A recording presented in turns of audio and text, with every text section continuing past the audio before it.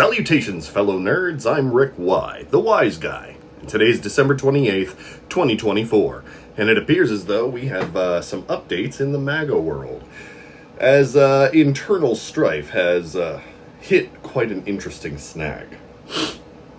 It was just over the past 48 hours that the entirety of Trump's anti-immigration positions have been thrown into the air.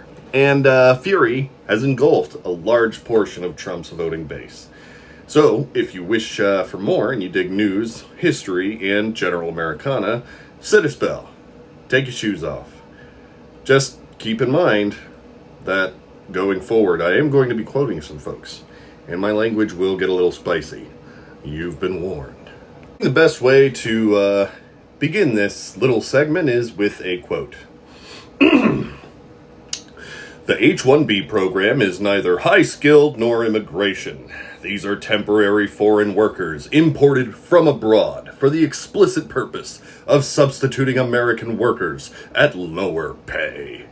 I remain totally committed to eliminating rampant, widespread H-1B abuse and ending outrageous practices such as those that occurred at Disney in Florida when Americans were forced to train their foreign replacements.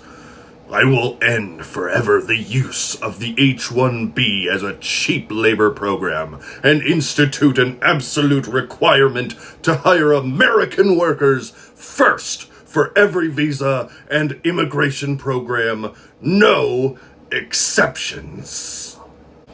This was Donald Trump on March 3rd, 2016.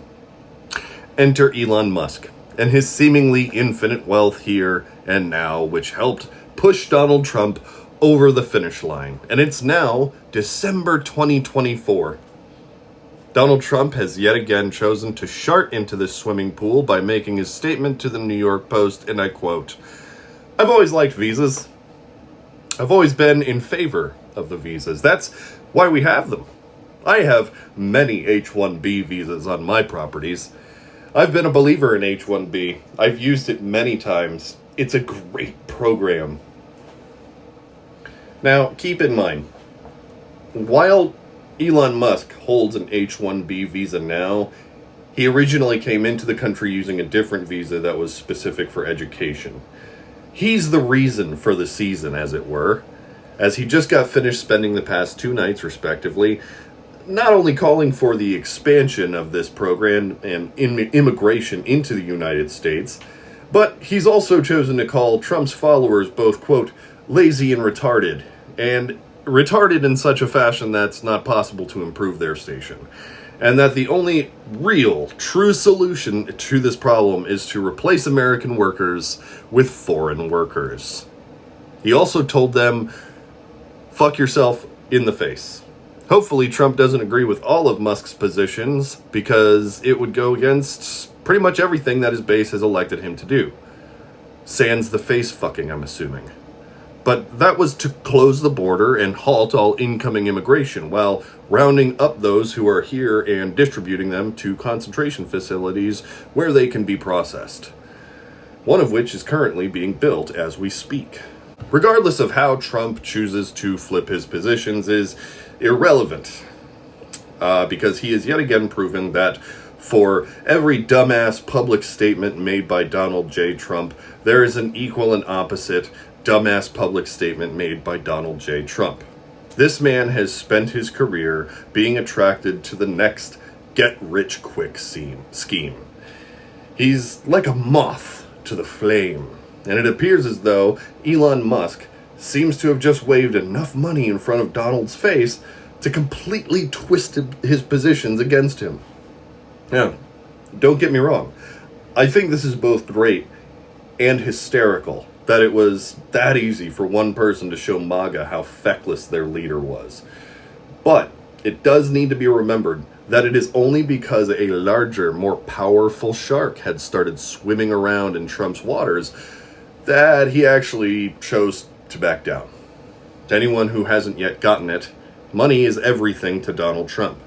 From his getting out of jail free cards to his zest for needing more and more influence over other people, money has been Trump's primary motivation for his entire career. None of this is shocking, but it needs to be remembered how easily swayed he was with just a small push. And another super important detail here that I think we all need to spot. Donald Trump has abdicated his throne. He has proven to the United States that there is indeed another person in his orbit who can actually get him to turn 180 degrees on his own positions. After going so far as to mentioning that Elon Musk is not the president at one of his donor dinners recently at Mar-a-Lago, it seems rather odd that he would so openly and publicly state that he would, in fact, turn on everyone who voted for him before he even took office. In proving that he not only has upended Trump's unshakable desires to carry out his own agenda, he is telling everyone around the world that if you come at him with a fat stack of cash, he will put on some fresh lipstick and he will be whoever you want him to be, baby. Now, it may not be any shock to many of you that he would go ahead and do this, but it is definitely blowing away his supporters. Now, these people cheered Tucker Carlson on as he told us that we were all, quote, bad little girls who are going to get a vigorous spanking by Donald Trump. But when it appears as though Donald Trump is more open to letting everyone watch as the foreign billionaire spanks him. And there are voices in the MAGA sphere who are none too thrilled with these new globalist tendencies from the man who was supposed to cut all of us off from the world in a nativist wet dream.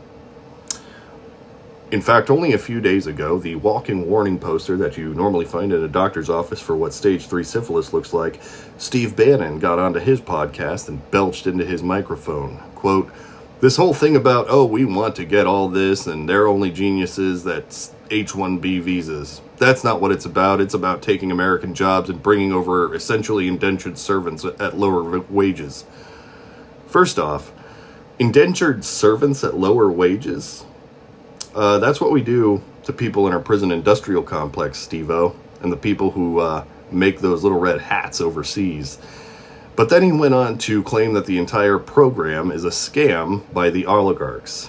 Since there's only one Nepo baby that seems interested in keeping Trump's hand in his pocket at all times, I'm going to go out on a limb to assume that he's talking about Elon Musk here. Keep in mind, he's not entirely incorrect, because this program is exploited by wealthy people, but that tends to happen a lot of the time when it comes to American wealthy people.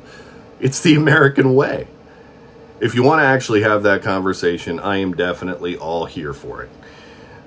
Let's even pay H-1B employees equal to their American coworkers. I don't see why that would be a problem.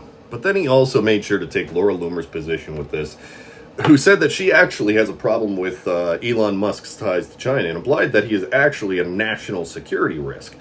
Which, I mean, the man has been a national security nightmare for years. Musk, not Trump. And Trump. Anyways, I'm just wondering what was such a big deal about it all of a sudden. It didn't seem too problematic when he was running unethical petition lotteries. It didn't seem unethical or problematic when Trump started winning in Pennsylvania after Elon Musk poured tons of wealth into his ad blitz. Only now that he is threatening to open the country to more foreigners are you trying to ring the bells on this conflict of interest, apparently.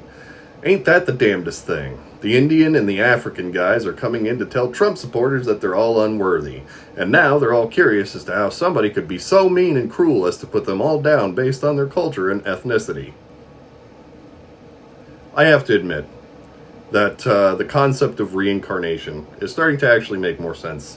Because I have seen irony resurrected and then killed right before my eyes so many times over the past 8 years. And by no means, don't get me wrong, I'm all for Donald courtroom hashmark Trump going completely against all of his shitty positions.